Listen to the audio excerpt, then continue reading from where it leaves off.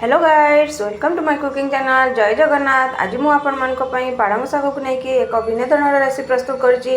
पालंग Sagar recipe मु आगुरु share करिछि। आज टिके मु भिन्न धৰণৰ रेसिपी शेयर करिछि। चलंतु आमे वीडियोटी को शेष पर्यंत देखिबा। वीडियोटी जदि भलो लागे ताले मो चैनल को सब्सक्राइब, लाइक, कमेंट, शेयर करंतु। जदि फेसबुक रे देखुचंदी ताले फॉलो करंतु।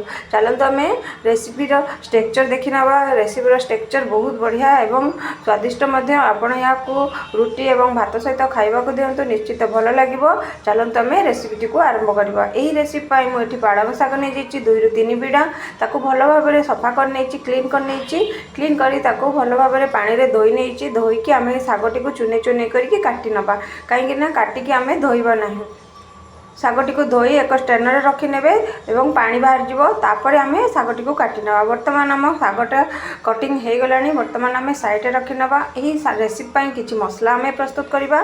सेति पई मु गोटे छोट हेमदस्ताटी नै जेछि। सेतिरे स्वाद अनुसार कंचा लंका, रसुन, अदा पके भलो भाबरे ताको छेचि नबा। एही रेसिपी रे पई आउ एक मसला प्रस्तुत करबा। सेति पई मु भजा बादाम नै जेछि 2 चम्मच, भजा राशि नेछि 2 चम्मच, नड़िया कुरा नै जेछि 2 चम्मच एवं पोस्त नै जेछि। एही सब को मिसई आमे भलो भाबरे चिकन करी पेस्ट करी साइड रे रखि नबा। वर्तमान अन्य एक कड़ाई नबा। कड़ाई रे मु एठी गोटे ग्लास पानी नै मटरटी को भलो भाबरे ताको 2 रु 3 मिनिट पर्यंत सिझेई नबा। भलो भाबरे सिझिला परे आमे ताको मटरटी को ठंडा पानी रे रखि नबा। वर्तमान आमे अन्य एक कड़ाई नबा। कड़ाई रे मु 2 चम्मच तेल पकाई भलो भाबरे गरम कर नेछि। गरम करला परे सेथिरे कटा पालंग शाग को पकाई सेथिरे स्वाद अनुसार लुण पकाई भलो भाबरे ताको मिक्स करी ढांकी की किछि समय आमे भाजी नबा। जद्वारा शागटी भलो भाबरे मौड़ी जीवो एवं सिझी जीवो। वर्तमान देखुचंती शागटी भलो भाबरे सिझी आसिलानी एवं मौड़ी भी जाइछि। वर्तमान आमे कोन करबा, एक प्लेट को आमे काढी नबा। एक प्लेट को काढ़ी नवा। काढ़ी सारा पर आम से ही कड़ाई रे 2 रु 3 चम्मच तेल पकेबा। तेलटी भलो भाबरे गरम होला पर सेतिरे गोटे चम्मच जीरा एवं कटा पियाज पकई भलो भाबरे ताको भाजी नवा। पियाजटी भलो भाबरे अल्प लाल हे आसिला बेलकु सेतिरे आमे जो छेची रखिथिबा अदा, रसुन, लंका ताको आमे ऐड करनबा। ताको आमे ऐड करी भलो भाबरे ताको मिक्स करनबा। वर्तमान देखो पियाजटी भलो भाबरे हे आसिलानी। एही समय रे आमे अदा, रसुन छेचा को पकाई नबा। छेचा को पकाई भलो भाबरे ताको मिक्स करनबा।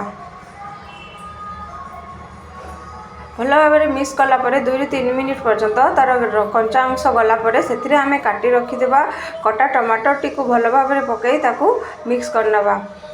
टमाटर टी पकेला परे सेतिरे आमे हाफ चम्मच लुण पकाई नबा। काहेकि ना आमे टमाटर पकाइछे सेति पई टमाटर टी भलो भाबरे सिझिबा पई हाफ चम्मच लुण पकाई नबा। लुण पकाई ताको भलो भाबरे मिक्स करनबा। भलो भाबरे मिक्स करला परे ताको आमे किछि समय ढांकी नबा। जद्वारा टमाटर टी भलो भाबरे सॉफ्ट हे जिवो। वर्तमान देखि पारथिबे टमाटर टी भलो भाबरे सॉफ्ट हे गेलानी। वर्तमान आमे कोन करबा, आमे जो बादाम, काजू, बादाम, राशि ये सब बाटिकी रखिथिले से पेस्ट को आमे एठी ऐड करनबा। ऐड करी भलो भाबरे मिक्स करला परे सेतिरे आमे स्वाद अनुसार लंका गुंड, धनिया गुंड पकेबा। धनिया गुंड पके भलो भाबरे ताको मिक्स करनबा। जेतेले मसलाटी भलो भाबरे कसी हे जिवो आमे जो सिझे रखिथिबा मटरटी को सेतिरे ऐड करनबा।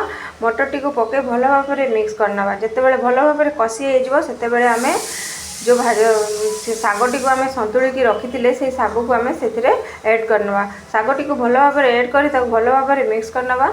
मु हळदी आगुरु पकेबा को भूली जाइतिली सेति पई मु वर्तमान हाफ चम्मच हळदी पके नउची। हळदी पके ताको भलो भाबरे आमे मिक्स करनबा।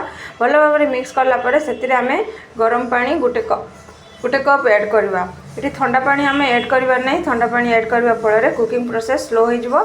सेति पई आमे गरम पानी ऐड करबा। भलो भाबरे मिक्स कर साला परे सेतिरे हाफ चम्मच गरम मसला पके भलो भाबरे ताको फुटाई नबा।